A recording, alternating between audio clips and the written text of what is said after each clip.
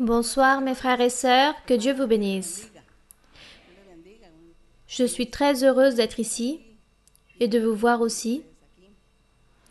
Nous saluons aussi tous les frères et sœurs et toutes les personnes qui vont nous voir à travers la vidéo ce soir. Nous allons les saluer avec beaucoup de tendresse et avec un grand applaudissement.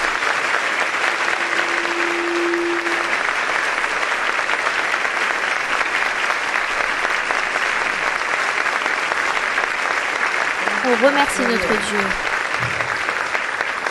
Vous pouvez vous asseoir, mes frères et sœurs. Nous allons donc continuer, toujours en train de profiter le temps pour continuer à étudier Job. Donc, aujourd'hui, nous allons ouvrir nos Bibles dans Job 34, même si nous allons lire que certains versets, car réellement, Job 34, 35 et 36, il parle des mêmes personnages, l'ami de Job, et à ce moment-là, ce n'était pas vraiment son ami, mais plutôt son ennemi. Un personnage utilisé par le diable pour aller contre Job. Donc, comme tous ces chapitres, il parle cet ami. Donc, peu importe ce qu'il dit, son raisonnement, car nous savons qu'il a été utilisé par le diable, et que lui, il croyait qu'il savait et qu'il connaissait beaucoup de doctrines, mais à un moment donné, il a voulu enseigner à Job la doctrine et la voie de Dieu. Cette personne a été très osée par rapport à cet aspect en disant qu'il savait plus que Job. C'est pour cela que nous allons lire juste que certains versets et ensuite, nous allons dédier la lecture au raisonnement de Job qui suivent après le chapitre 36. Mais ici, dans le chapitre 34, Élihu, l'ami de Job, dit « Sage, écoutez mes discours. » Lui, il se référait à Job et à ses autres amis qui étaient avec lui. Eux, c'étaient des sages, des patriarches. Et c'est pour cela qu'il dit « Sage, écoutez mes discours. Vous qui êtes intelligents, prêtez-moi l'oreille. » Car l'oreille discerne les paroles, comme le palais savoure les aliments. Choisissons ce qui est juste, voyons entre nous ce qui est bon. Job dit, et là, il commence à critiquer Job. Il dit, Job dit, je suis innocent, et Dieu me refuse justice. Donc il dit, j'ai raison et je passe pour menteur? Ma plaie est douloureuse et je suis sans péché. Y a-t-il un homme semblable à Job, buvant la raillerie comme l'eau? Là, il est en train de lui lancer des calomnies, il est en train de lui lancer des injures. Il est en train de juger Job. Dans le verset 8, il dit, « Marchant en société de ceux qui font de mal », il dit que Job est en compagnie de ceux qui réalisent des iniquités et qui marchent avec des hommes mauvais, cheminant de pair avec des impies. Donc là, il ose dire que Job était entouré d'hommes mauvais. Dans le verset 9, il dit, « Car Job a dit, « Il est inutile à l'homme de mettre son plaisir en Dieu. » Là, il est en train de dire que Job, dans son raisonnement, il était en train de mépriser l'attitude d'un homme qui confiait en Dieu, que rien ne lui servait. Et Élihu, dans le verset 10, il dit, « Écoutez-moi donc, homme de sens. Loin de Dieu, l'injustice, loin du Tout-Puissant, l'iniquité. » Et ainsi, il commence son discours dans tout ce chapitre, en train de croire et en train de se faire passer pour une personne très sage, très intelligente, qui connaît la doctrine et qui marchait très bien devant Dieu. Avec tous ces arguments, le diable, en train d'utiliser Élihu, il voulait que Job puisse revenir en arrière et qu'il puisse cesser de confier en Dieu, qu'il puisse cesser de marcher dans la voie de Dieu. Ça, c'était le but qu'avait le diable en train d'utiliser ses trois amis de Job. Et nous ne sommes pas très loin de la réalité de ce que nous vivons aujourd'hui, car nous aussi, l'ennemi, le diable aussi, se déguise avec des amis, à travers de la famille. Il se déguise pour nous dire beaucoup de choses, pour que la personne puisse perdre la foi, pour que la personne puisse s'affaiblir dans la croyance envers Dieu et commence à revenir en arrière ou ne confie plus en Dieu ou ne revient plus à l'Église. Tout cela fait le diable. À travers les personnes, avec les croyants, aujourd'hui cela aussi existe, même pour des personnes qui ont beaucoup de temps dans l'Église ou des personnes récentes ou des personnes à peine qui sont en train de connaître le chemin de Dieu. Le diable se vaut de beaucoup de ruses pour que les personnes reviennent en arrière. Tout cela qui est arrivé à Job, nous aussi cela nous arrive dans la vie de tous les jours. C'est pour cela que nous devons être sages, nous garder, être intelligents, analyser les situations, analyser toutes ces persécutions et toutes ces choses mauvaises qui arrivent, tout ce que le diable veut faire avec nous à travers beaucoup de circonstances. Nous devons réfléchir et être attentifs pour ne pas tomber dans le piège du diable. Car le diable, toujours, il réalise ses pièges et nous y tombons. Donc, beaucoup de sagesse, nous devons avoir beaucoup d'intelligence. Et aimer notre Dieu, car en aimant Dieu, nous n'allons pas tomber dans les pièges de l'ennemi. Et ici, dans le chapitre 35, il dit que Élihu continue son discours et il dit à Job, « Penses-tu justifier devant Dieu? Imagines-tu avoir raison ?» Il est en train de juger Job, en train d'affirmer qu'il a dit quelque chose alors que Job n'a jamais dit cela. Job n'a jamais dit qu'il était plus juste que Dieu. Mais son ami l'avait interprété de cette façon et il le critique. Et dans le verset 3, il dit, « Quand tu as dit, que me sert-il, que me revient-il de ne pas pécher ?» Job, il disait, « Qu'est-ce qui me revient de ne pas pécher? J'aurais préféré pécher. Et comme ça, j'aurais pu dire que Dieu est en train de me châtier pour quelque chose. » Apparemment, ces discours sont certains. Apparemment, on dirait qu'ils sont véridiques, mais c'est les tromperies que le diable établit pour que la personne qui n'analyse pas de manière réfléchie puisse affaiblir sa confiance en Dieu et puisse se démotiver. Donc c'est très bien que nous puissions lire tout ce discours de ce personnage, mais je ne vais pas le lire pour ne pas confondre la mentalité de certaines personnes qui peut-être voient l'étude biblique et vont croire qu'avec ces paroles, ces belles paroles dites par des personnes qui craignent Dieu ou qui croient en Dieu, et ces personnes peuvent se confondre. Je dis juste que tous ces raisonnements de cet ami de Job, c'était une tromperie. C'était pour que Job puisse tomber dans ce piège et puisse être trompé. Et qu'il puisse perdre sa vie éternelle, qu'il puisse perdre la bénédiction du Seigneur. Donc ici, dans le chapitre 36, Élihu continue à parler à Job. Par exemple, ici, dans le verset 2, il lui dit, l'ami dit à Job, « Attends un peu, et je vais poursuivre, car j'ai des paroles encore pour la cause de Dieu. Je prendrai mes raisons de haut et je prouverai la justice de mon Créateur. » Il est en train de dire ici qu'il était en train de défendre Dieu. Élihu est en train de se comporter comme si c'était l'avocat de Dieu, en train de défendre Dieu de tout ce que soi-disant Job avait dit contre Dieu. Et Job n'a jamais rien contre Dieu. Au contraire, il disait, « Je suis dans cette situation parce que j'ai péché ou parce que j'ai offensé Dieu et je n'ai pas su à quel moment j'ai offensé Dieu. Mais si Dieu m'a allongé de la sorte, c'est parce qu'il a raison. Je suis le mauvais.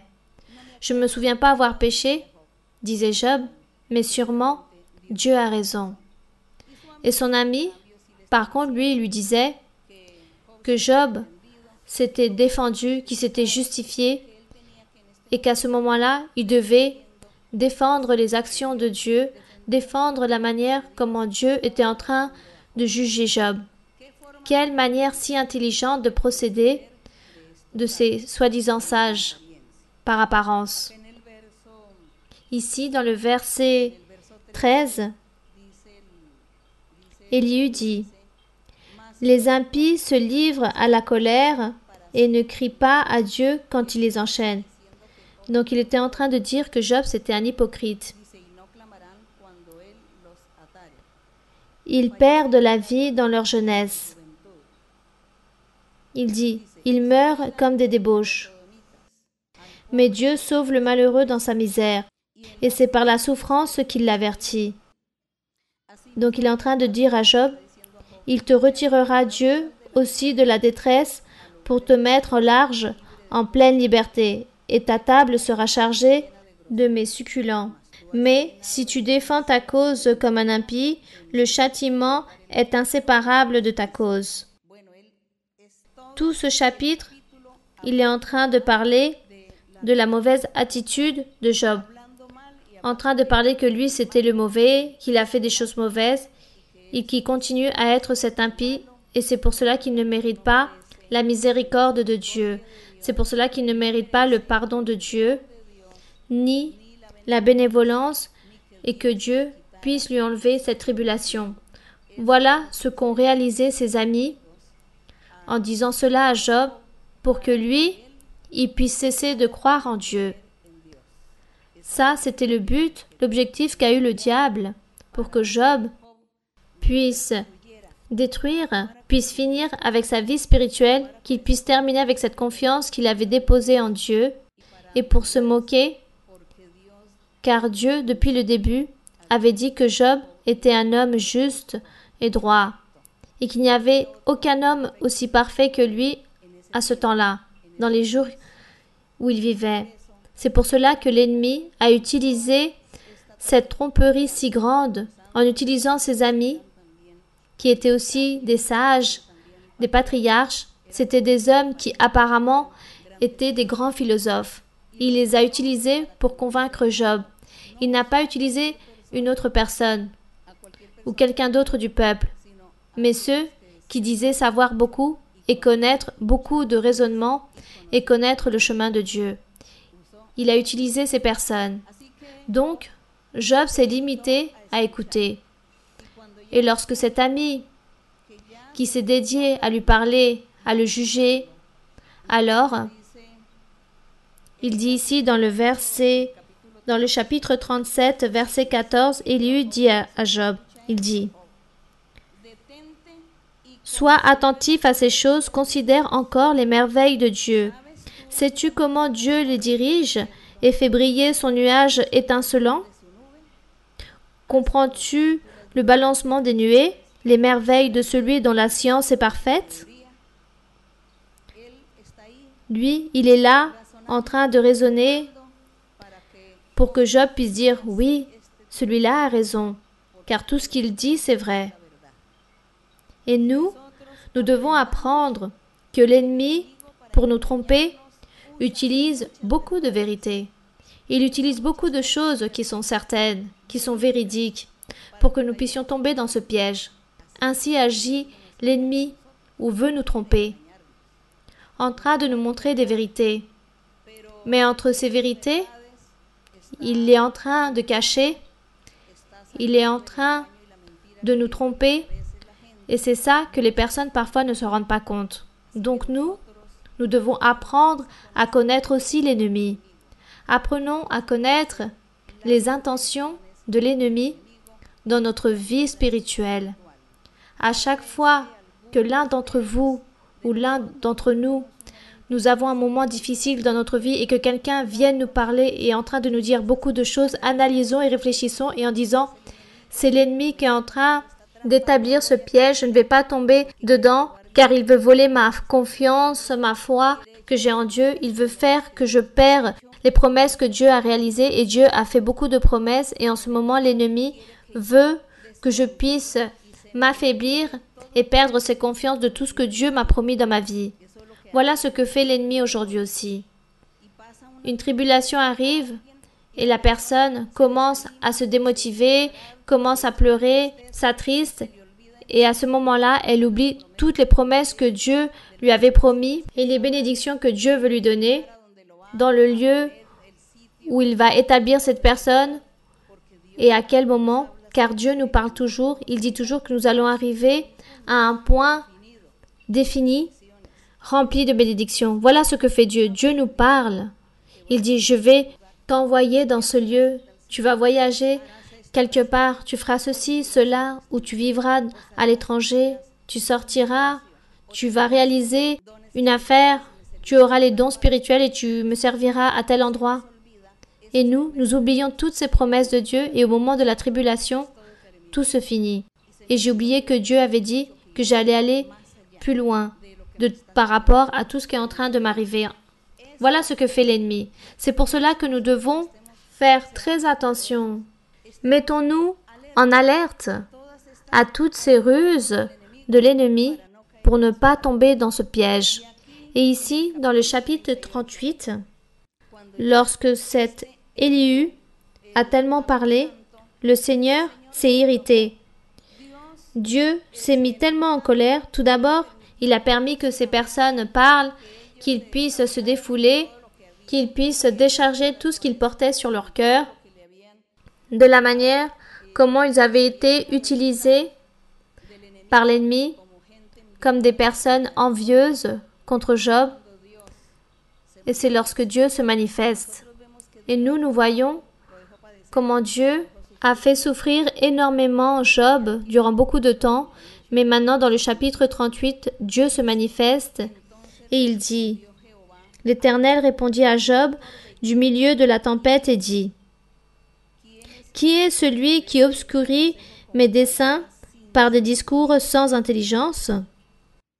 Saint terrain, Dieu ici est en train de faire référence à Élihu. Il dit, « Qui est-il ? Cet homme qui obscurcit mes desseins sans intelligence. » Donc il est en train de dire à Job, « Saint terrain comme un vaillant homme. Je t'interrogerai et tu m'instruiras. » C'est très beau comment Dieu enfin apparaît au moment où Dieu commence à parler à Job, au moment où Dieu se manifeste à Job. Car beaucoup de temps est passé, il a beaucoup souffert, il se lamentait, il priait, il pleurait, il faisait tellement de choses et Dieu ne lui répondait pas. Juste ses amis qui venaient contre lui, en train de le lapider. Mais là, enfin, Dieu se rappelle de Job. Donc nous allons lire ici certains versets très rapidement et vous pouvez lire le verset 4. « Où étais-tu quand je fondais la terre? Dis-le si tu as de l'intelligence. » Est-ce que vous pensez que Job savait? Job ne savait pas. Lorsque Dieu lui demande « Où étais-tu lorsque je fondais la terre? Si tu es si intelligent, donne-moi la réponse. » Job, c'est logique qu'il devait se taire. Dans le verset 5, il dit « Qui en a fixé les dimensions, le sais-tu? Ou qui a étendu sur elle le cordeau? Sur quoi ces bases sont-elles appuyées? Ou qui en a posé la pierre angulaire? » Regardez qu'il parle de la pierre angulaire. Vous savez, quelle est la pierre angulaire? Notre Seigneur Jésus-Christ. Notre Seigneur Jésus-Christ est cette pierre angulaire. Et lorsque Dieu a réalisé l'univers, lorsqu'il dit qu'il a créé la terre et qu'il a posé des bases et qu'il y a une pierre angulaire qui soutient cette terre, Dieu est en train de parler des deux terres, celle qui est physique et spirituelle. La physique, c'est dans laquelle nous sommes en train d'habiter, le globe terrestre. Et cette pierre spirituelle, c'est l'Église du Seigneur, où Dieu dit que la pierre angulaire de ce bâtiment, de cette Église, il dit que cette pierre angulaire, c'est Jésus-Christ. Car c'est lui qui soutient ce bâtiment appelée Église. Mais pour que l'homme puisse comprendre aussi sa création, Dieu a réalisé le globe terrestre. Il a réalisé la Terre à part de l'univers qu'il a créé. Il l'a réalisé aussi physiquement pour que nous puissions comprendre que nous sommes dans l'espace indiqué et que Dieu a fait ces choses si parfaites. Ici, la Terre ne part pas sur les côtés, mais qu'elle reste là, juste en train de faire sa rotation. Dieu a réalisé et a créé ses bases et ses lois. Regardez la perfection de Dieu. Imaginons-nous que nous sommes là en train de marcher dans une boule, dans un globe terrestre, et le globe reste là, statique. Voilà ce que Dieu a réalisé. Et Dieu demandait à Job que lui, il avait créé cette pierre angulaire. Lisez le verset 7. Alors que les étoiles du matin éclataient au chant d'allégresse et que tous les fils de Dieu poussaient des cris de joie. Donc là, il parle de beaucoup de mystères. Dieu est en train de parler à Job, en train de demander à Job. Et entre toutes ces questions, Dieu laisse voir ces mystères de sa création, de son pouvoir, de tout ce que lui, il a réalisé, de tout ce qu'il fait ou de ce qu'il fera. Il dit que les étoiles louaient Dieu et que les fils de Dieu poussaient des cris de joie. Ces étoiles aussi, elles sont cataloguées comme les fils de Dieu. Et lorsqu'elle dit que les fils de Dieu, sûrement, avant la création de l'homme ou avant les choses physiques, il existait déjà, avec Dieu, les fils de Dieu. Car là, il est en train de parler qu'il a établi, il a posé la pierre angulaire, que les étoiles chantaient un chant d'allégresse, et ces étoiles, c'était les fils de Dieu. Ça, c'était les mystères que Dieu laissait voir ici dans sa conversation lorsqu'il parle avec Job. Par exemple, lisez le verset 8. Qui a fermé la mer avec des portes quand elle s'élança du sein maternel? Quelle merveille de Dieu! Il dit qu'il a créé la mer et qu'il a posé une loi pour qu'elle ne puisse pas sortir de sa limite, mais qu'elle puisse rester là, cette mer. C'est pour cela, lorsque nous voyons les vagues de la mer, on dirait qu'elles vont déborder, mais en fait, elles ne sortent pas de cette limite. Ça, c'est quelque chose qu'on peut admirer. On voit juste cela et on peut admirer. Nous voyons que la terre, nous savons que la terre bouge, mais la mer ne déborde pas. Dieu, dans sa grandeur, dans les merveilles qu'il réalise. Et lui, il demandait à Job s'il avait cette connaissance. Dans le verset 9, il dit, Dieu dit, « Quand je fis de la nuée son vêtement et de l'obscurité ses langes, quand je lui imposai ma loi et que je lui mis des barrières et des portes, à qui? À la mer. À la mer pour qu'il ne puisse pas déborder de la limite que Dieu a déterminée. » Continuez avec le verset 11. « Quand je dis, tu viendras jusqu'ici, tu n'iras pas au-delà. Ici s'arrêtera l'orgueil de tes flots. » Donc il dit, ici s'arrêtera l'orgueil de tes flots. Juste, elles frappent contre les roches et elles reviennent en arrière. Bien, le verset 12. « Depuis que tu existes, as-tu commandé au matin? As-tu montré sa place à l'aurore ?» Continuez. « Pour qu'elle saisisse les extrémités de la terre et que les méchants en soient secoués. Pour que la terre se transforme comme l'argile qui reçoit une empreinte et qu'elle soit parée comme d'un vêtement. Pour que les méchants soient privés de leur lumière et que le bras qui se lève soit brisé. » Verset 16, il dit, « As-tu pénétré jusqu'aux sources de la mer? T'es-tu promené dans les profondeurs de l'abîme? Les portes de la mort t'ont-elles été ouvertes? As-tu vu les portes de l'ombre de la mort? As-tu embrassé du regard l'étendue de la terre? Parle, si tu sais toutes ces choses. » Qu'est-ce que Job allait répondre à Dieu? Non, c'est un mystère. Job, il a juste écouté Dieu. Continuez avec le verset 19. « Où est le chemin qui conduit au séjour de la lumière? Et les ténèbres, où ont-elles leur demeure? Peux-tu les saisir à leurs limites et connaître les sentiers de leur habitation? Tu le sais, car alors tu étais né, et le nombre de tes jours est grand. Donc Dieu est en train de dire, tu sais tout cela, car tu étais déjà né. Mais même malgré tout cela, Job ne savait rien. Verset 22. Es-tu parvenu jusqu'aux amas de la neige? As-tu vu des dépôts de grêle? Continuez.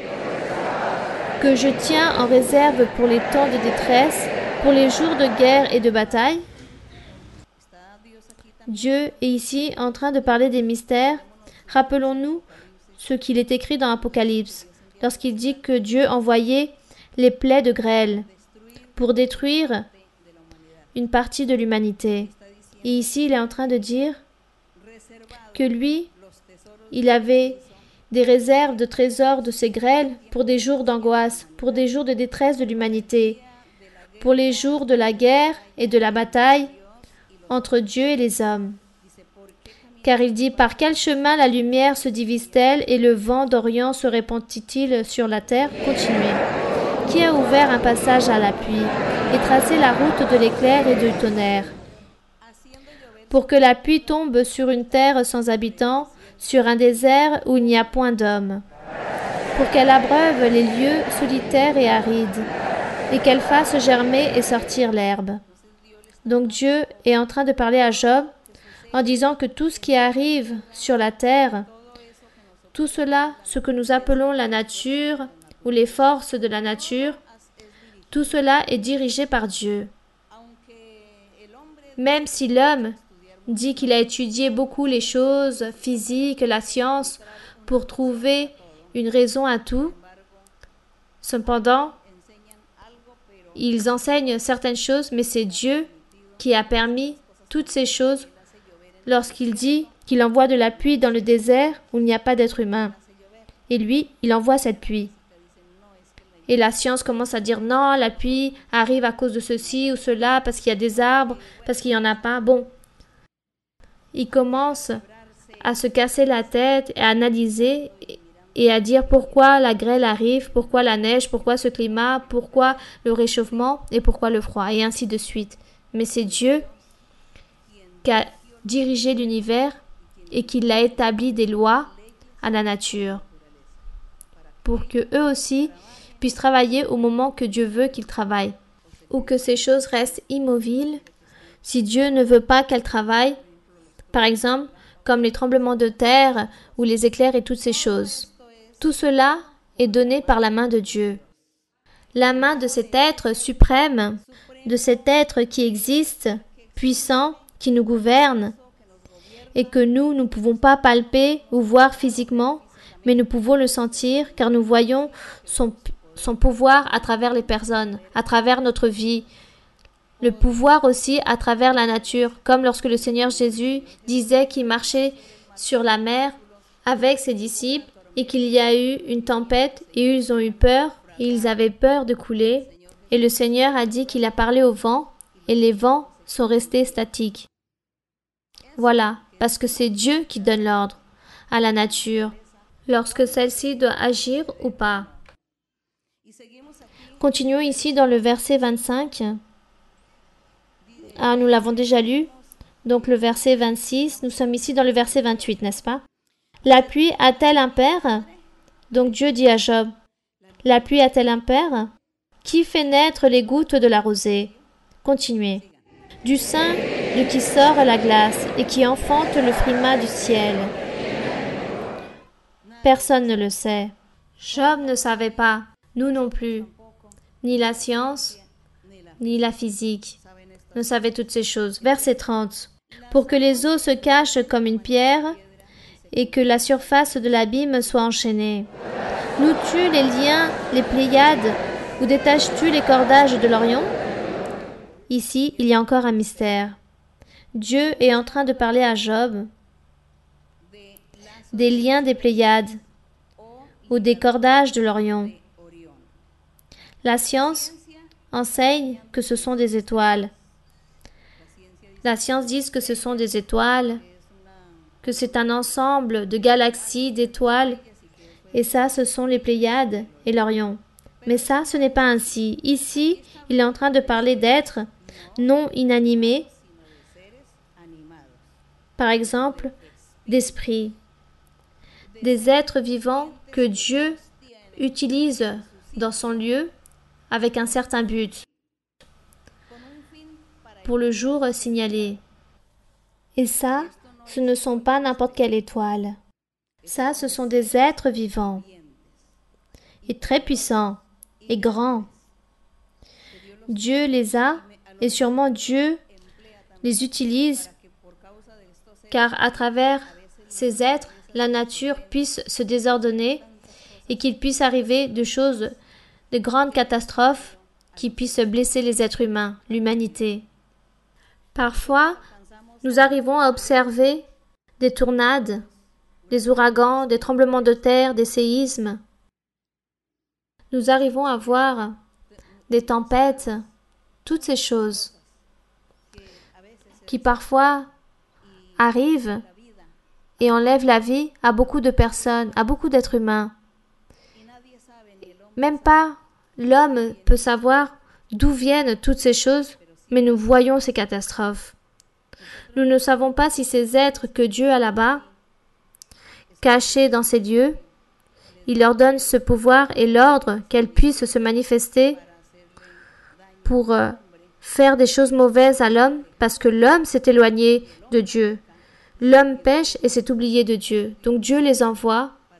Comme ça, si les personnes meurent, peut-être que les autres puissent agir, que les autres puissent réagir et dire « Nous devons chercher un être suprême, un être, nous devons croire en Dieu. » Mais même malgré tout cela, nous voyons que lorsqu'il y arrive des catastrophes, personne ne nomme Dieu. Non, on nomme jamais Dieu. Et personne clame Dieu en disant « Seigneur, garde-nous, protège-nous de toutes ces choses qui arrivent surnaturelles. » Cependant, Dieu fait toutes ces choses pour que l'homme puisse réagir et se rappeler de lui. Nous sommes ici devant la présence de Dieu et nous remercions Dieu qui nous a choisis et que nous avons ce privilège de commencer à connaître ses voies, de connaître toutes ces choses, de connaître la main de Dieu. Et nous remercions le Seigneur. Et nous savons, lorsque les catastrophes vont arriver, ces jours mauvais, nous le clamerons et il va nous garder. Car ça, c'est la promesse qu'il gardera et il protégera ses fils. Bien, continuons. Nous sommes dans le verset 31. Continuons avec le verset 32. Continuez.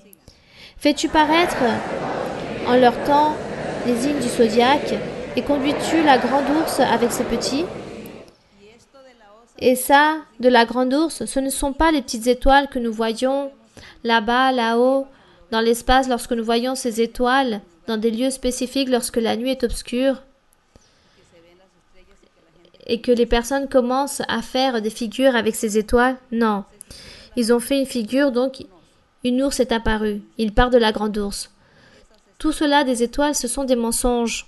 Cette grande ours, c'est un être vivant, très puissante, que Dieu a préparé pour bénédiction ou malédiction ou châtiment de l'humanité le jour signalé. Et nous ne savons pas si Dieu est déjà en train d'utiliser ces êtres. Sûrement, il va les utiliser. La grande ours et toutes ces choses. Donc ça, ce n'est pas le petit jeu des étoiles, mais c'est le pouvoir de Dieu. On ne va pas dire non plus, on ne va pas parler des planètes, car les planètes sont là, statiques, mais ce sont des grands êtres, des êtres vivants, puissants, que Dieu a. Car l'apôtre Paul témoignait qu'il était même parti jusqu'au 3e ciel, qu'il a vu des choses qui lui fut interdit de raconter, des choses mystérieuses et des langages qu'il n'avait jamais entendus et comprendre. Et on lui a interdit de raconter tout ce qu'il a vu.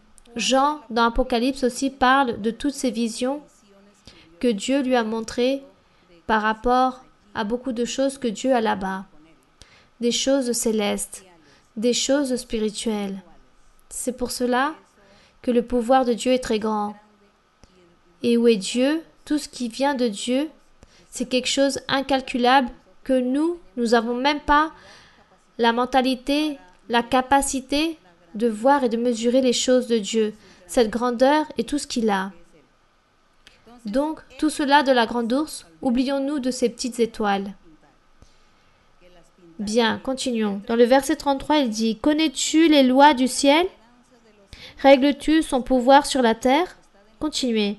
« Élèves-tu la voix jusqu'aux nuées pour appeler à toi les torrents d'eau? Lances-tu les éclairs?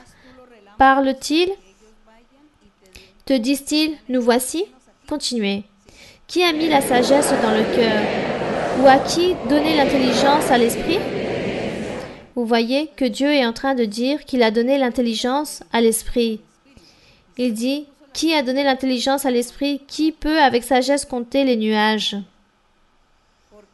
Car ce corps que nous avons, il meurt, il devient de la poussière, il se détruit, il périt, mais notre personnalité, notre esprit continue à vivre. Certains continuent à vivre pour Dieu et d'autres pour la condamnation. Mais l'esprit est là. C'est pour cela qu'il dit « Qui a donné l'intelligence à l'esprit ?» Bien, continuons avec le verset 37. « Qui peut avec sagesse compter les nuages et verser les outres des cieux ?» Il dit « Qui les incline ?» Continuez. « Pour que la poussière se mette à ruisseler et que les mottes de terre se collent ensemble. » Chasses-tu la proie pour la lionne et apaises-tu la faim des lionceaux? Il est en train de dire à Job, tu es un être humain, tu es un homme incapable. Tu es un homme incapable. Tu n'es pas capable de chasser une proie pour la lionne, ni d'apaiser la faim à ses lionceaux. Tu n'es pas capable de faire cela. Alors qui est capable? Notre Dieu. Lui, il peut réaliser cela. Continuez. Quand ils sont couchés dans leur tanière, quand ils sont en embuscade dans leur repaire, qui prépare au cordeau sa pâture, quand ses petits crient vers Dieu? Ici, il nous enseigne que même les animaux crient Dieu.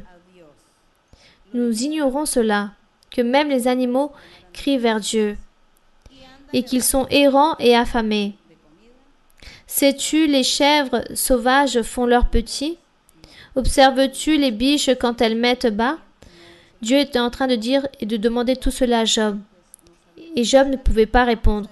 Nous allons finir cette lecture jusqu'ici, car dans le chapitre 39, Dieu continue à interroger et poser des questions à Job. Il lui dit, tu ne sais rien. Tu te rends compte que tu ne sais rien? Même pas tes amis, beaucoup moins. Mais au milieu de cette lecture, nous apprenons aussi les mystères du Seigneur. Quelle grandeur, quelle merveille que le Seigneur est en train de parler à Job de ces mystères, de toutes ces choses qu'il a en secret, de toutes ces choses cachées de notre Dieu. Nous remercions notre Dieu et nous attendons qu'un jour nous puissions être là à la présence de Dieu et que Dieu puisse nous faire connaître un peu de ces mystères et qu'il puisse nous faire participants de sa création. Que l'honneur et la gloire soient pour notre Dieu. Glorieux est le Seigneur. Nous remercions notre Dieu pour sa miséricorde et sa bénédiction. Maintenant, nous allons commencer avec vos questions. Bonsoir, ma sœur Mara-Lisa. Recevez un grand bonjour de l'église de Fort Lauderdale. Bienvenue à vous et tous vos accompagnants. C'est une grande bénédiction du Seigneur de vous avoir ici avec nous. Si vous me le permettez, ma sœur, je voudrais vous poser 2 questions. Oui, ma sœur. La première question se trouve dans le premier livre de Samuel, chapitre 15, verset 23. Pour faire un bref résumé, Saul désobéit et spécifiquement, je vais lire le verset 23 où il dit « Car la désobéissance est aussi coupable que la divination, et la résistance ne l'est pas moins que l'idolâtrie et les téraphins. Puisque tu as rejeté la parole de l'Éternel, il te rejette aussi comme roi. » Ma question est la suivante, ma sœur. La rébellion et l'obstination sont des tendances de l'être humain. Lorsque nous recevons la prophétie, Parfois, réellement, nous nous laissons mener par la rébellion et l'obstination. Pouvez-vous, s'il vous plaît, nous indiquer comment supérer ces choses, comment agir à ce moment-là pour ne pas déplaire à notre Père céleste? Ce n'est pas seulement nous soumettre ou obéir lorsque Dieu nous parle à travers la prophétie. Car parfois, la prophétie, peut-être, on ne la comprend pas, peut-être celui qui l'écoute ne la comprend pas ou celui qui la donne ne sait pas l'interpréter aussi. Mais ce qui est certain,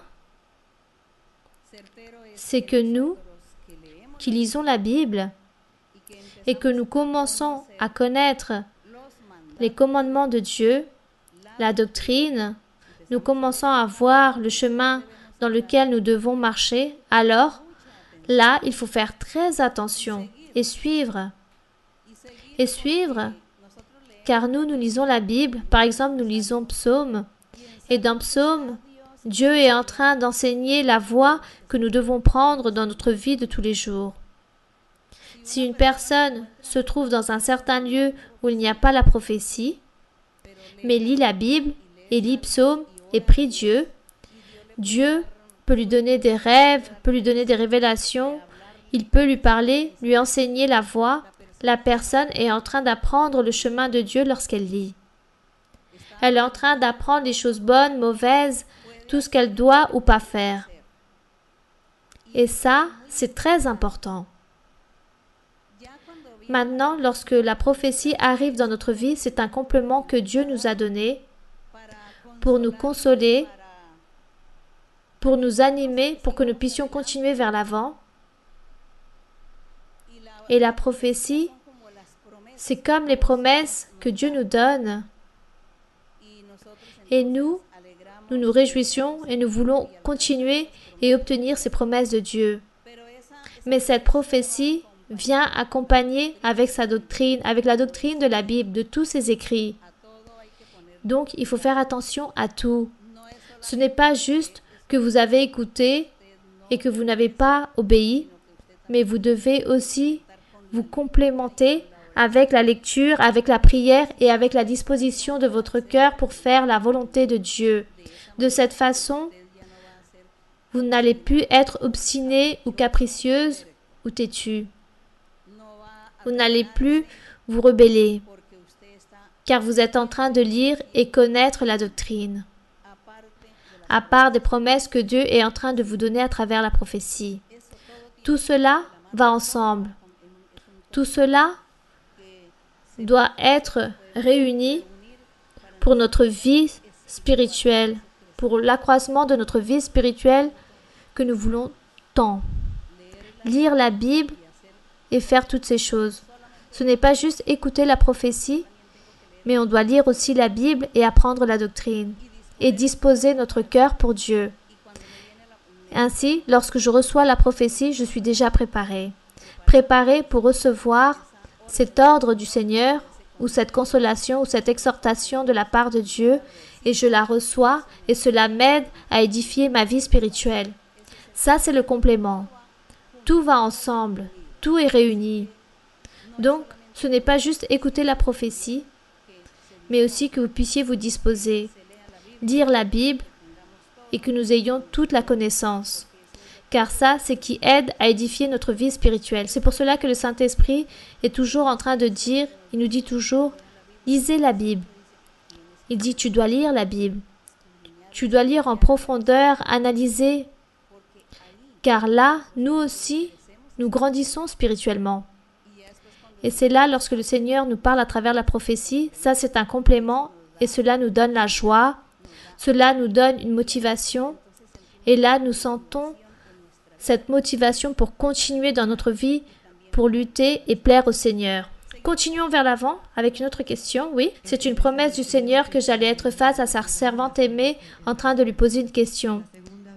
La deuxième se trouve dans le chapitre 20 d'Exode, verset 16. Lisez. Exode 20, 16. Oui.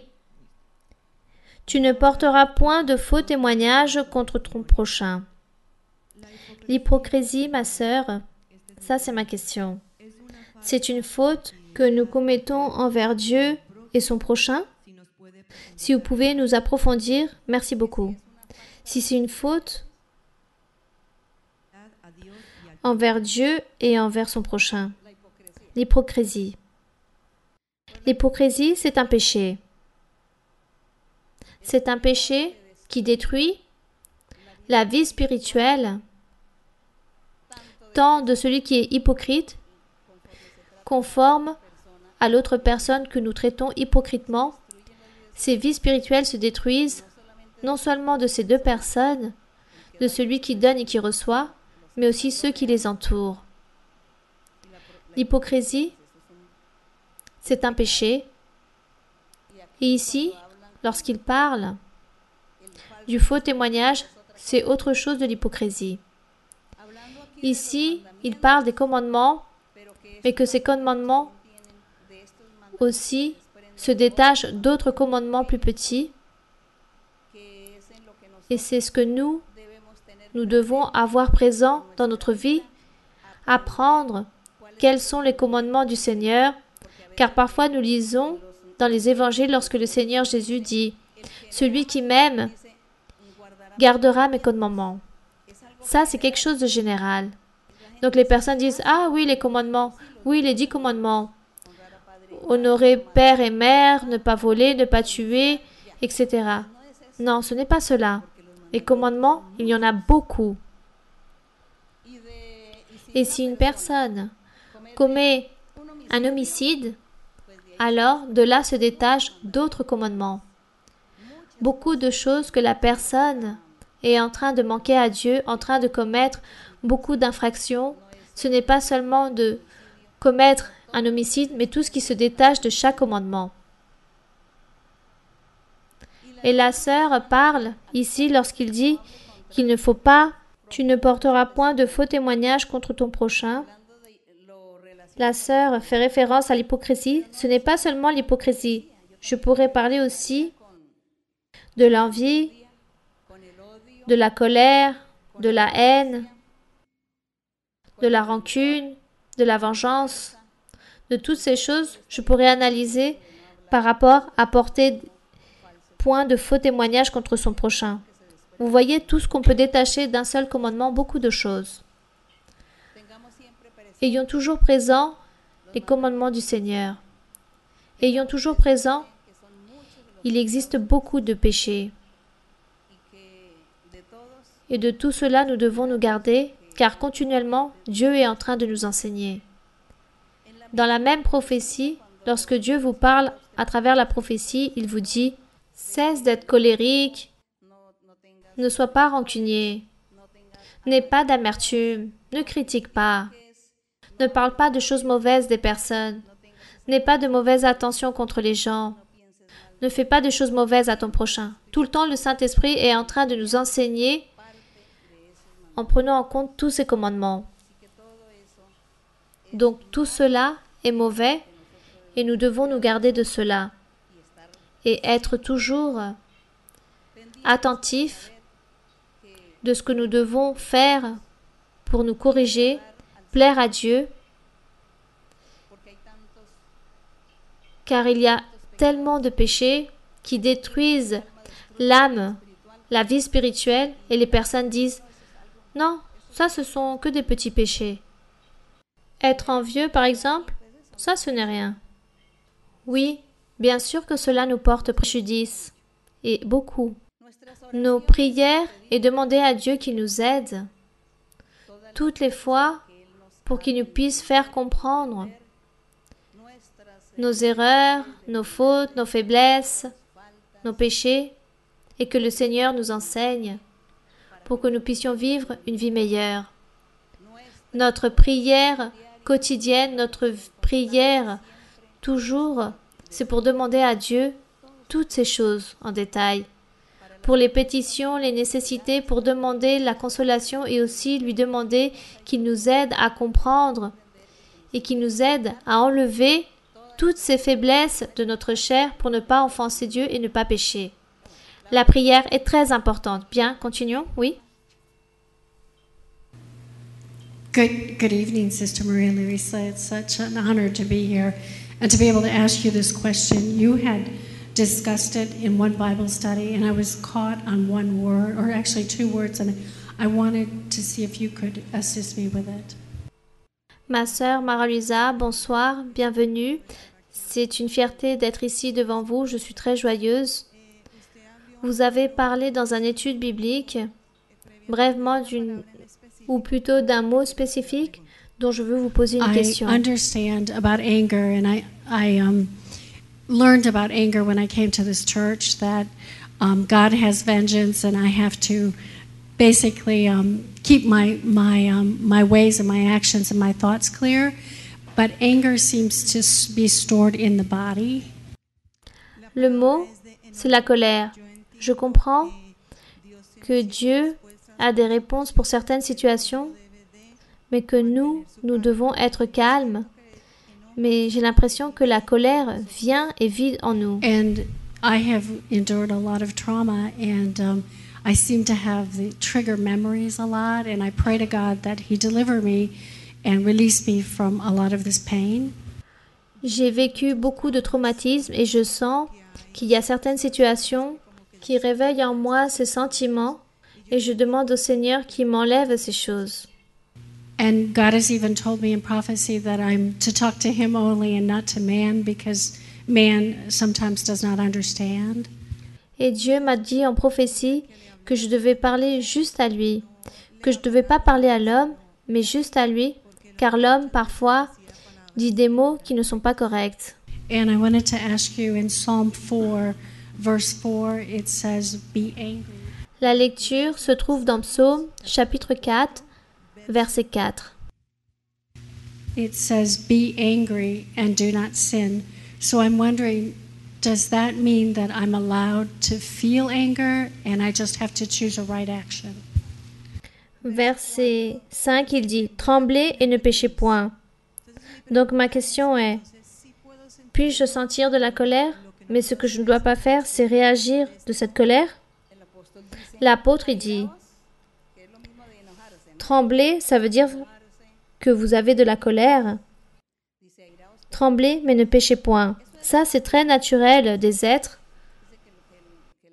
La colère, le tempérament, ces sensations naissent dans la personne. Il dit dans Ecclésiaste, mais cela ne signifie pas que nous devons permettre de ressentir toutes ces choses et que nous devons faire ces choses ou offenser les personnes avec ce qu'il y a en nous. Donc c'est pour cela que nous devons nous calmer, être prudents, modérés et toujours penser à Dieu pour plaire à Dieu. Ne pas laisser main libre à notre chair avec nos instincts et offenser Dieu ou offenser les personnes qui sont autour de nous. Mais faire attention et nous abstenir de faire toutes ces choses. Voilà ce que Dieu nous enseigne. Voilà, c'est ça que Dieu veut. Ne t'énerve pas, ne t'irrite pas, n'offense pas. Ne pense pas des choses mauvaises des personnes. C'est pour cela, parce que Dieu sait que tout cela est là, collé à notre être, mais nous devons être prudents et modérés, nous garder pour ne pas offenser le Seigneur ni les personnes. Bien. Continuons. Good evening, Sister Mother Lisa, for this evening, for this manifestation of the Lord, bringing me here to the Church of God Ministry, Jesus Christ International. And I want to thank the Lord this evening for this very moment. Ma sœur Mara-Luisa, bienvenue.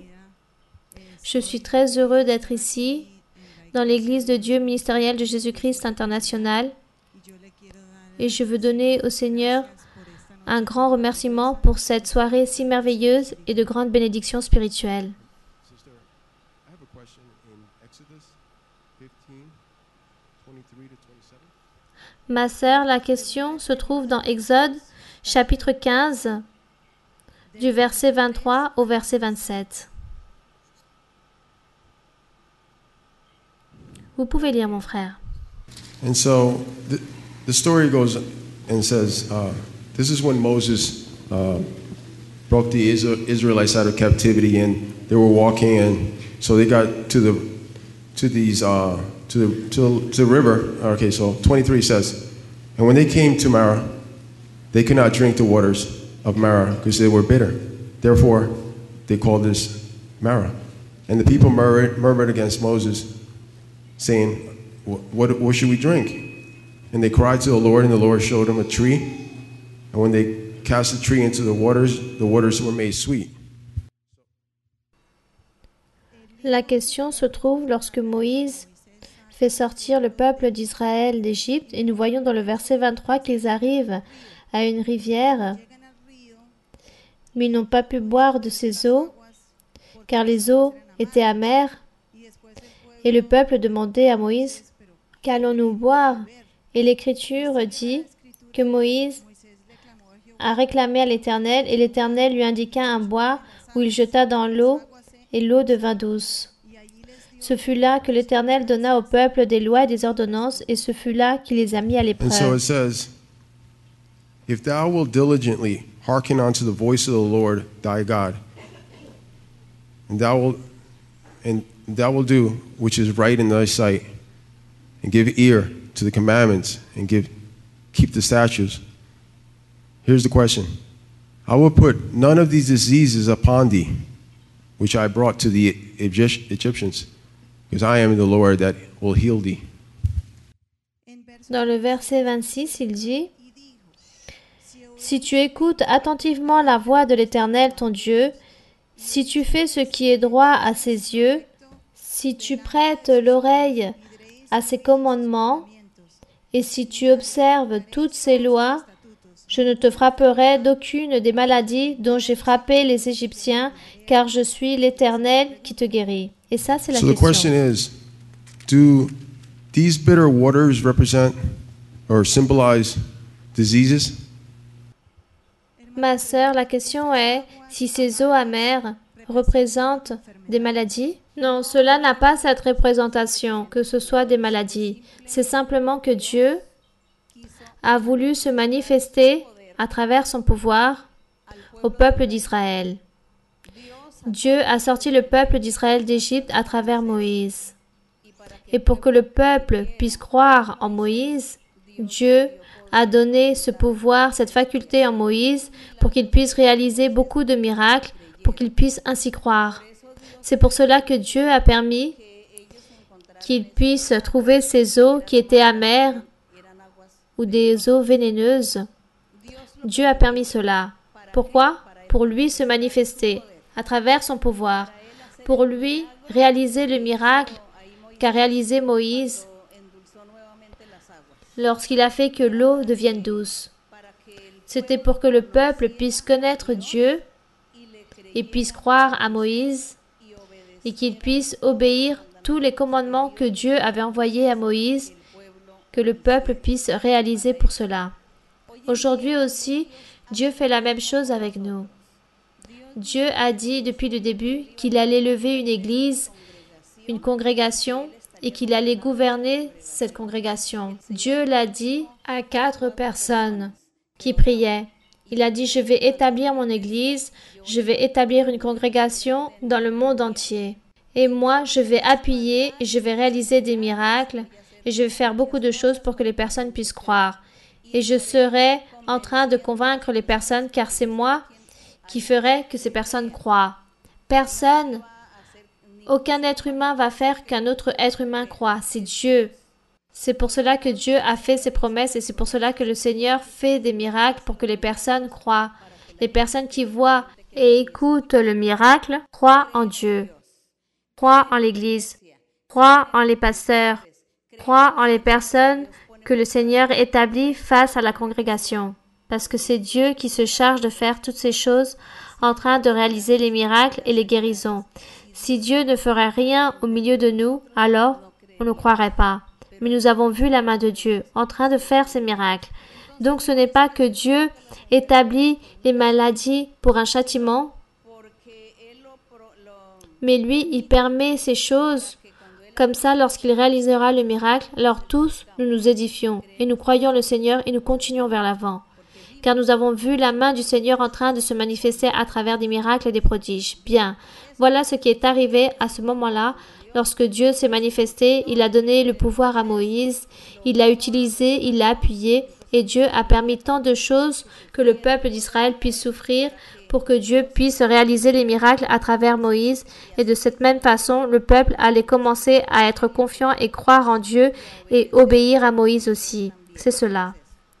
Car les personnes, comment vont-elles obéir? Comment un être humain va obéir à quelqu'un si Dieu ne donne pas un appui? Si Dieu n'aide pas, donc comment les personnes vont obéir ou croire? C'est cela, mes frères et sœurs. Voilà ce que le Seigneur fait. Ce n'est pas que ça soit un châtiment. Ce sont des plans du Seigneur. C'est la manière comment Dieu utilise et emploie les choses pour que tous nous puissions croire en lui et être confiants en lui. Continuons. Bonsoir, ma sœur Mara Luisa. Que Dieu vous bénisse tous les jours de votre vie. Ma sœur, je pense constamment en quelque chose qui est l'humilité. Je vois que tout celui qui a honoré et aimé Dieu a eu de l'humilité, spécialement vous.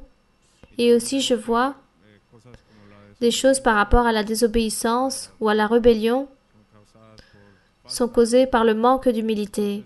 Je voudrais, s'il vous plaît, si vous pouviez nous enseigner comment avoir de l'humilité, non seulement à travers les actions, parce que peut-être faire ces actions sont plus simples, mais l'humilité dans notre cœur, qui est celle qui nous aide à corriger nos erreurs ou à obéir à Dieu, ou à nous soumettre à la volonté de Dieu. Je voudrais, s'il vous plaît, si vous pouviez m'enseigner cela. Vous voulez que je vous enseigne comment pratiquer l'humilité, non seulement en théorie, non seulement en étant humble, disons, dans la manière que nous traitons une personne ou dans la manière que nous nous soumettons aux choses de la vie, mais dans notre cœur, si Dieu nous envoie à faire quelque chose, que nous puissions le faire, ou si Dieu vous instruit quelque chose, alors être humble pour obéir, ou nous analyser nous-mêmes, avoir cette humilité pour être sincère et dire ceci et cela, ou ça j'ai besoin pour me corriger. L'humilité, c'est accepter les choses, croire et faire les choses sans poser de questions, sans se rebeller. Le Seigneur Jésus disait que celui qui est humble, et dans Psaume aussi il raconte cela, heureux ceux qui sont humbles. Donc, ceux qui sont humbles, c'est la personne qui accepte l'enseignement, qui accepte la discipline, qui accepte cet appel d'attention, qui accepte qu'on lui enseigne, qu'on lui exhorte, qu'on lui interdise, qu'on lui donne un ordre. La personne accepte. Cela fait partie de l'humilité. L'humilité enferme beaucoup de choses, non seulement dans la vie spirituelle, mais aussi dans notre vie de tous les jours, dans le comportement que nous avons envers notre prochain, envers les personnes, que ce soit dans l'église, dans le travail, dans les études, peu importe où la personne se trouve en train de réaliser un travail. Là aussi, la personne doit montrer un signe d'humilité. Accueillir, écouter, savoir, faire attention, obéir, se soumettre, se sujetter, faire les choses bonnes, être conscient de sa responsabilité, de ses devoirs, pour faire toutes les choses bonnes, pour que tous les autres puissent être contents pour ce que je suis, de ce que je fais. Ça, c'est l'humilité. Ça, c'est l'humilité.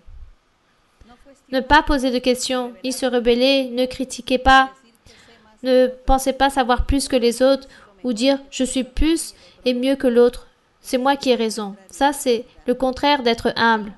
Donc, être humble, c'est apprendre à analyser, à accepter les choses, à faire des choses bonnes, sans nous laisser mener par l'orgueil et la vanité, sans se vanter. Ça fait partie de l'humilité. Par exemple, dans notre vie, lorsqu'il nous arrive des choses dans notre vie de tous les jours, que dans notre vie, par exemple, dans notre vie de tous les jours, c'est notre grande école que nous avons, où nous apprenons beaucoup de choses, où nous apprenons que nous devons enseigner et apprendre par rapport à notre comportement. Et nous apprenons par rapport aux personnes, par rapport à leur comportement, nous apprenons aussi. Ça, c'est la meilleure école, les expériences de la vie. Mais cette humilité, Dieu disait qu'aux humbles, il allait les bénir et les éloger, car eux, ils ont un cœur disposé pour croire et faire les choses bonnes. Du contraire, c'est le rebelle, l'entêté, le sot, le vantard qui n'accepte pas. Le Seigneur, Jésus, lorsqu'il parlait des bénédictions, il observait les pharisiens, car les pharisiens, c'était eux qui enseignaient la loi de Moïse, les samedis dans le temple, c'étaient les écrivains, c'était eux qui connaissaient la parole de Dieu. Et le Seigneur Jésus prêchait l'Évangile, il y avait beaucoup de personnes qui l'écoutaient, et les humbles acceptaient l'enseignement. Mais ce n'était pas qu'ils étaient humbles parce qu'ils avaient de l'argent, mais c'est parce que leur cœur était simple. Ils acceptaient cette doctrine, cet enseignement que Jésus était en train de donner. Et eux, ils disaient, oui, nous croyons en toi. Nous sommes confiants et nous savons que tu es une personne importante, que tu es une personne envoyée par Dieu. Voilà ce que faisaient ceux qui étaient humbles.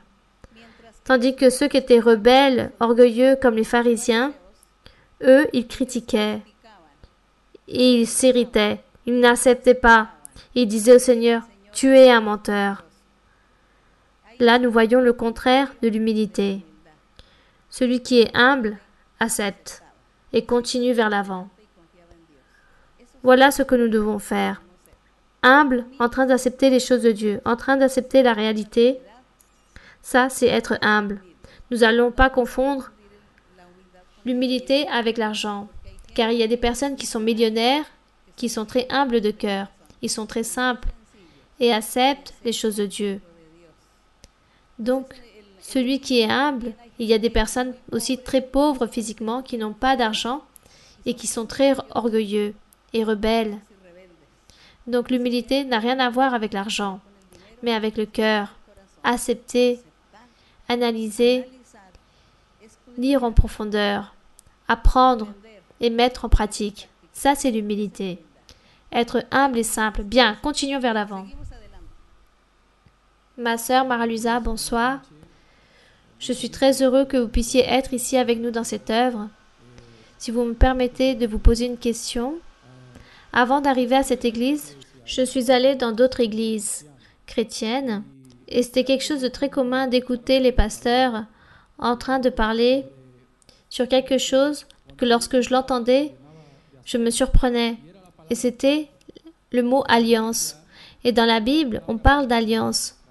Et ce mot apparaît lorsque la Bible commence.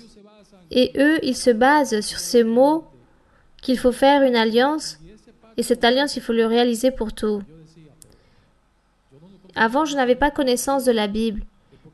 J'ai commencé à lire la Bible lorsque je suis arrivée dans cette église. Et j'ai commencé à comprendre que lorsque j'écoutais ce mot, je m'inquiétais. Parce que dans la Bible, ce que j'ai lu, ce mot alliance, lie-toi à Dieu avec l'homme. Ce n'est pas à l'homme de faire une alliance avec Dieu. Car l'homme facilement ne va pas accomplir à Dieu. Je voudrais que vous puissiez nous parler de ce que dit la doctrine de l'Église par rapport à l'alliance, avec l'alliance que Dieu a fait avec l'homme. Et est-ce que c'est licite que l'homme puisse faire une alliance avec Dieu? Dieu fait des promesses à l'homme. Dieu fait des promesses à l'homme. Dieu a réalisé 2 alliances dans la Bible. Une alliance avec Abraham et l'alliance qu'il a réalisée avec le Seigneur Jésus-Christ. Mais nous, en tant qu'êtres humains, nous n'allons pas réaliser d'alliance avec notre Dieu parce que nous sommes pires que Job. Lorsque Dieu a commencé à demander à Job d'où vient la grêle, la neige, comment elle se forme.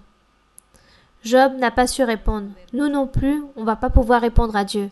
Comment allons-nous réaliser ou des promesses envers Dieu? Les promesses existent. Dieu nous fait des promesses. Dans l'Antiquité, le peuple d'Israël faisait des promesses à Dieu. Et on pouvait faire ces promesses. Et la personne devait accomplir sa promesse, ou sinon Dieu le châtiait. Mais ensuite, lorsque l'évangile du Seigneur arrive, Dieu interdit, il dit, il ne faut pas faire de promesses. Vaut mieux continuer vers l'avant, essayer de faire la volonté de Dieu, mais qu'il ne fallait plus promettre. Car la personne réalise des promesses et ne peut pas l'accomplir. Et Dieu peut la châtier très sévèrement. Donc il dit, vaut mieux pas faire de promesses. Vaut mieux pas que tu promettes, mais au contraire, que tu accomplisses. Aujourd'hui, c'est différent. On ne réalise pas d'alliance. L'homme ne fait aucune alliance envers Dieu.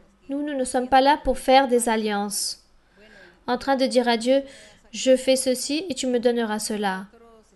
Non, nous sommes ici sous la miséricorde de Dieu, en train d'apprendre chaque jour de Dieu. Lui, il nous enseigne, lui, il se manifeste dans nos vies, lui, il nous parle, il nous fait des promesses, et aussi, il nous demande que nous puissions lui accomplir, que nous puissions vivre une vie droite, sainte, que nous marchons dans le droit chemin. Voilà ce qu'il exige de nous. Et voilà ce que nous sommes ici en train d'essayer d'accomplir cela, de nous efforcer pour que cela puisse être ainsi la parole de Dieu, que nous marchions dans ce chemin de la perfection. Le chemin et la voie de la perfection, qui est l'évangile du Seigneur Jésus-Christ, c'est la voie que le Seigneur nous ordonne de suivre. Et il nous a promis qu'il allait nous bénir, qu'il allait bénir tout celui qui suit sa parole, son chemin. Les alliances, c'est fini. Peut-être ces mots sont mal interprétés par les personnes. Lorsque le Seigneur parle ici d'alliance dans Psaume, il parle de l'alliance qu'il a réalisée avec Jésus-Christ là-bas dans la croix du Calvaire. Ça, c'était une alliance, et celle qu'il a faite dans l'Antiquité lorsqu'il a parlé à Abraham en train de lui réaliser une promesse. Donc, j'espère que cela fut clair. Ce ne sont pas des alliances, mais des promesses que Dieu nous fait. Et que nous ne devons pas faire des promesses. Car ça, c'est très difficile pour l'être humain d'accomplir une promesse. Nous parlons à la légère. Aussi, on peut dire, si Dieu veut, si Dieu me le permet, si Dieu me fait cette licence de faire ceci ou cela, je le ferai. Si c'est la volonté de Dieu. Ça, on peut le dire. Mais ne parlons pas de promesses. Bien, continuons avec une autre question. Ma sœur Maralusa, bonsoir. J'ai une question du ministère de la piété. Dans Timothée, dans le premier livre de Timothée, si vous me le permettez, il se trouve dans le chapitre 3 et 6. Je vais juste lire certains versets. Donc, dans le premier livre de Timothée, oui, ma sœur, dans le chapitre 3.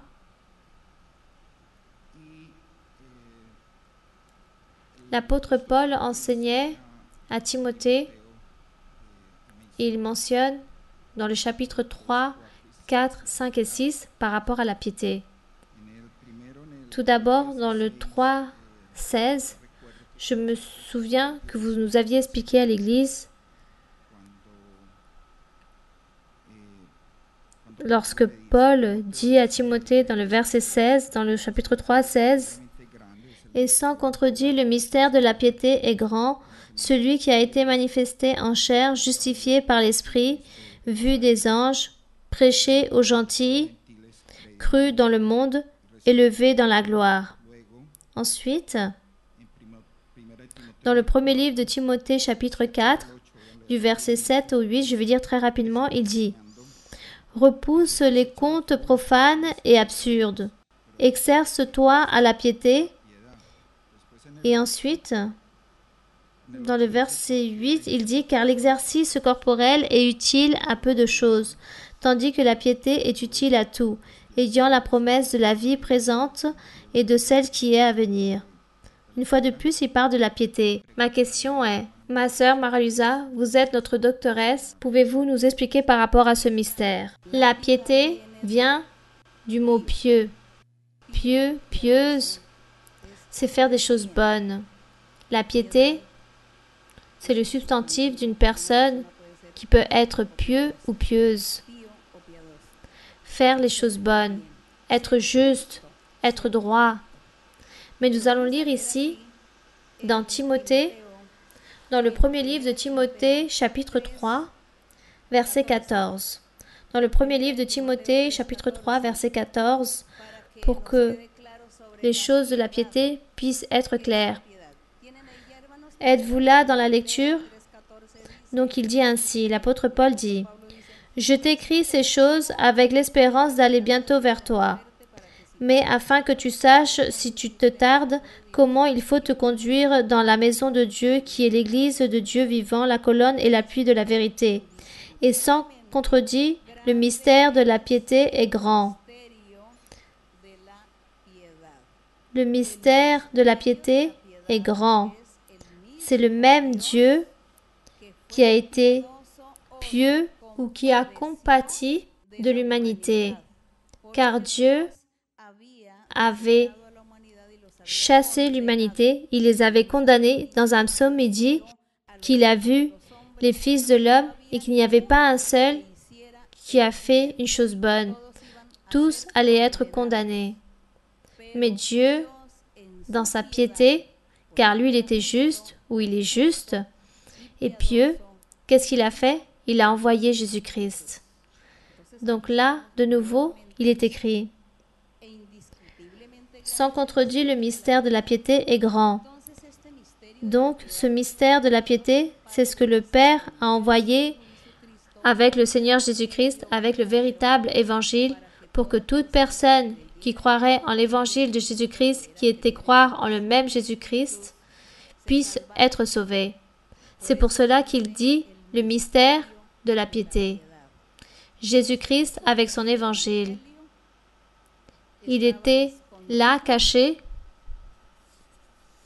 depuis avant la création du monde, ou avant la création de l'univers, il existait déjà Jésus-Christ et son évangile. Il existait déjà avec Dieu le Père. Et c'est pour cela qu'il dit que le grand mystère de la piété est indiscutable. C'est la piété que Dieu a eue, car Dieu s'est manifesté en chair. Ça, c'est le mystère de la piété. Le mystère de la piété, c'est Dieu s'est manifesté en chair. Dieu a été justifié en esprit. Il a été vu des anges, qui? Jésus-Christ. Il a été prêché aux non-juifs, qui? Jésus-Christ a prêché aux païens. Dans le monde, on croit en Jésus-Christ. Jésus-Christ a été reçu où? Là-haut, dans la gloire, lorsqu'il a ressuscité et qu'il est monté au ciel. Donc, quel est le mystère de la piété? Qui est le mystère de la piété? Jésus-Christ. Jésus-Christ est le mystère de la piété qui a existé depuis bien avant de la création du monde. C'est pour cela qu'il dit Dieu en train de se manifester en chair, justifié en esprit, vu par les anges, prêché aux gentils, cru dans le monde, élevé dans la gloire. Jésus-Christ, avec son évangile, c'est le mystère de la piété. Donc, tous les autres versets que le frère a lus qui parlent de la piété, qu'il faut continuer à suivre la piété ou l'évangile de Jésus-Christ, ou croire en Jésus-Christ. Ça, c'est la piété. J'espère que ça a été clair et que nous n'allons pas oublier cela. Bien. Oui, continuons. Bonsoir, ma sœur Maralusa. Bienvenue et que le Seigneur vous bénisse. J'ai une question dans 2 versets. Dans Matthieu 20, 16, lorsque le Seigneur Jésus-Christ, en train de parler par rapport à la parabole des ouvriers de la vigne, il dit dans Matthieu 20, 16, « Ainsi, les derniers seront les premiers, et les premiers seront les derniers. Car beaucoup sont appelés, mais peu sont élus. S'il vous plaît, ma sœur Maralusa, pouvez-vous m'enseigner par rapport à ces deux versets? Matthieu 20, 16. Je vais lire à partir du verset 15. Ne m'est-il pas permis de faire de mon bien ce que je veux, ou vois-tu de mauvais œil que je sois bon? Ainsi, les derniers seront les premiers, et les premiers seront les derniers. Car beaucoup sont appelés. Cela signifie que, humainement, nous ne pouvons pas nous confier, car il y a des personnes qui disent « J'ai 20 ans dans l'Église ». D'autres diront « J'ai 10 ans ». Et d'autres diront « Cela fait 5 ans ». Et d'autres diront 25 ans. Et j'ai vu certaines personnes qui ont déjà plus de 20 ans dans l'Église, ils sont revenus en arrière. Ils sont revenus dans le monde, à vivre leur vie dans le monde. Ils ont renoncé à l'Église. Ils ont renoncé aux bénédictions de Dieu. Et ceux qu'on connaît qui ont peut-être 4-5 ans, ils sont fermes. Et ils ont reçu les dons spirituels. Ils servent à Dieu, ils travaillent pour Dieu et restent fidèles à Dieu. Et sûrement, si la mort les surprenne, alors Dieu les emmènera à la vie éternelle. Donc nous voyons la différence, que ce n'est pas avec le temps, mais juste la fidélité, la fermesse, la sûreté et la conviction de chaque personne par rapport à croire et être confiant en Dieu. Chacun d'entre nous, nous devons avoir cette conviction et continuer vers l'avant, car le Seigneur Jésus a dit, celui qui croira et suivra jusqu'à la fin et qui arrivera à la fin, celui-là sera sauvé. Ne soyons pas confiants par rapport au temps, à la période, mais plutôt par rapport à notre conviction. Si je suis confiante, si je suis sûre du Seigneur. Voilà, c'est en ça que nous devons avoir présent et être prudents. C'est pour cela que le Seigneur disait, beaucoup, les premiers seront les derniers et les derniers seront les premiers. Peut-être il y a 10 ans, certains sont venus, et il y a 2 ans, d'autres sont arrivés. Ne soyez pas confiants que parce que ceux qui sont arrivés il y a 10 ans vont hériter de la vie éternelle, car sûrement l'ennemi un jour va établir un piège et ils vont y tomber, ils vont renoncer à l'Église et ils repartiront en arrière. Tandis que celui qui est arrivé il y a 2 ans, l'ennemi va poser un piège, mais cette personne va être forte et continuera vers l'avant. Voilà ce que signifie ce verset, que les derniers seront premiers, que les premiers seront derniers.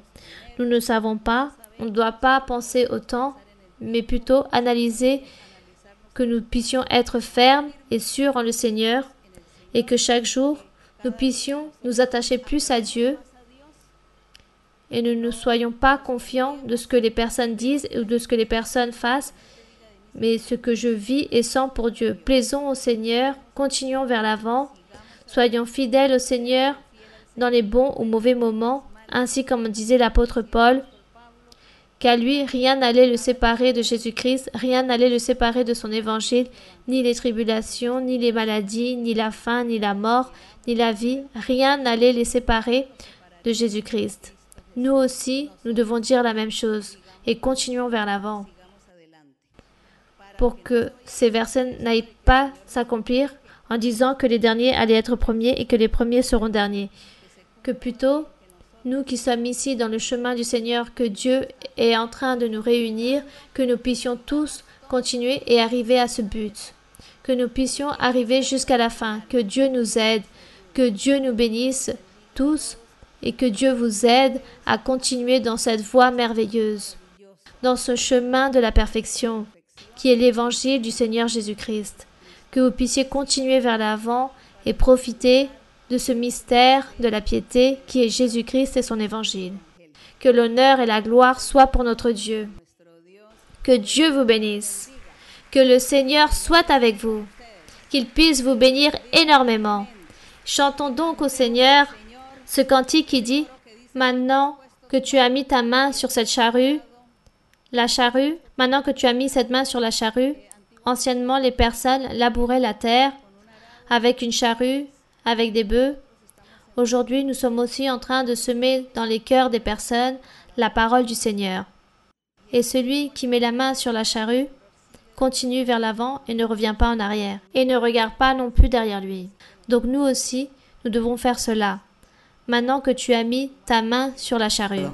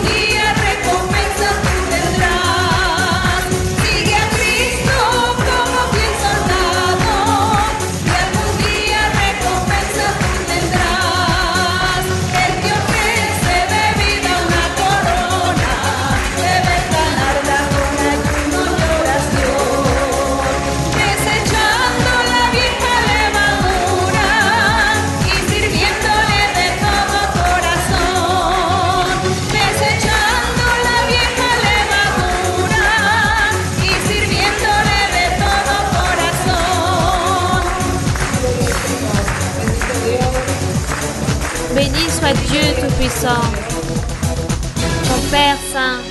Nous te remercions, Seigneur. Merci, Père Céleste, pour ta miséricorde et ton amour pour nous enseigner. Merci pour tes promesses merveilleuses. Merci, Seigneur, pour ta parole et ta manifestation. Car toi, tu te manifestes au milieu de nous avec le pouvoir de ton Saint-Esprit. Et tu t'es manifesté et tu nous as donné des dons spirituels.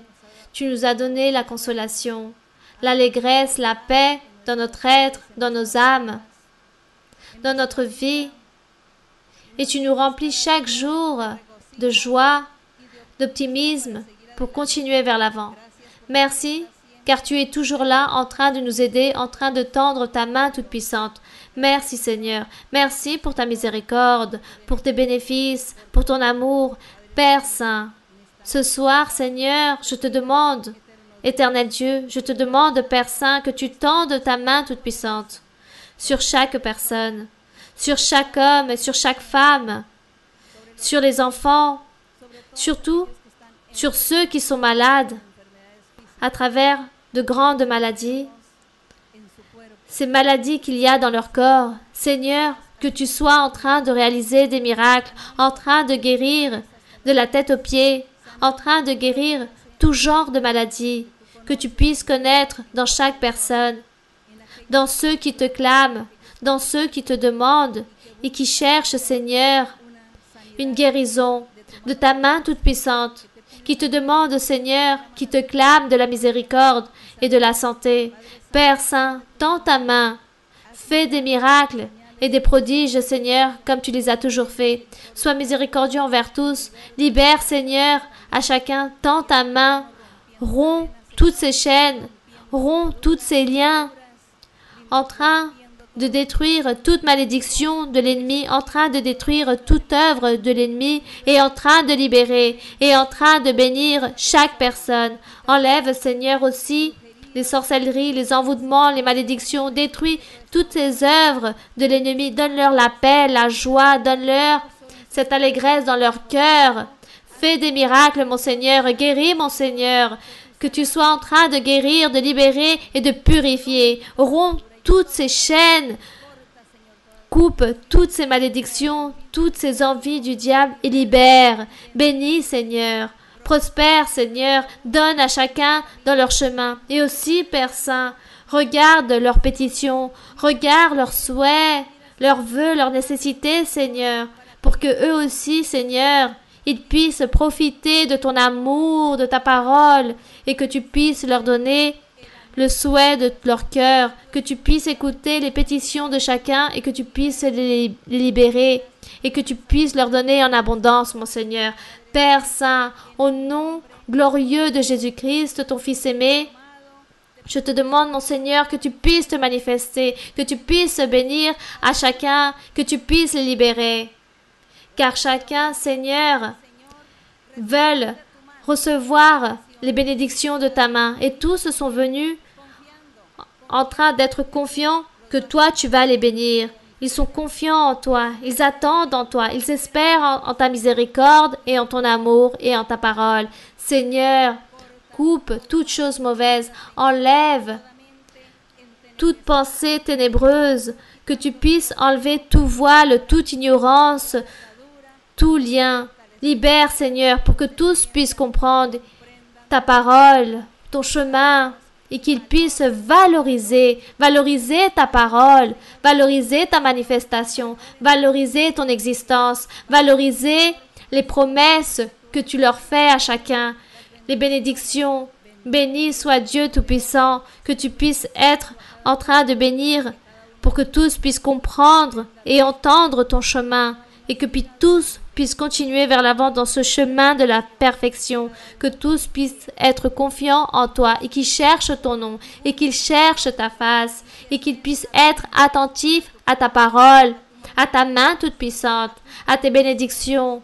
Merci Seigneur, merci Père Saint pour tes bénédictions, merci pour ta libération, merci pour la guérison, pour la purification de l'âme, pour la purification du cœur.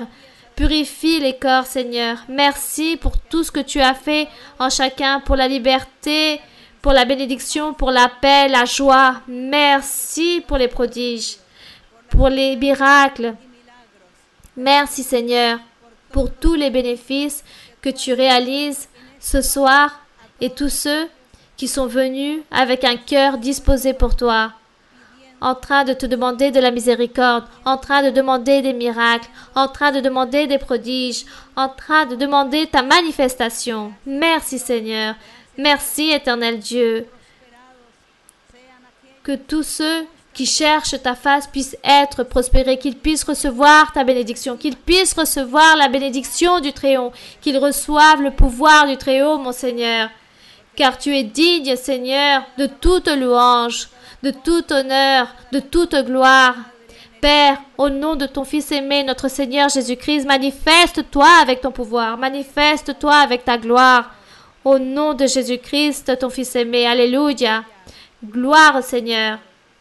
Grande es Jehová y muy digno de ser alabado en la ciudad de nuestro Dios, en su monte santo, hermosa provincia, es el gozo de toda la tierra, es el monte de Sión, a los lados del norte la ciudad del gran rey, es el monte de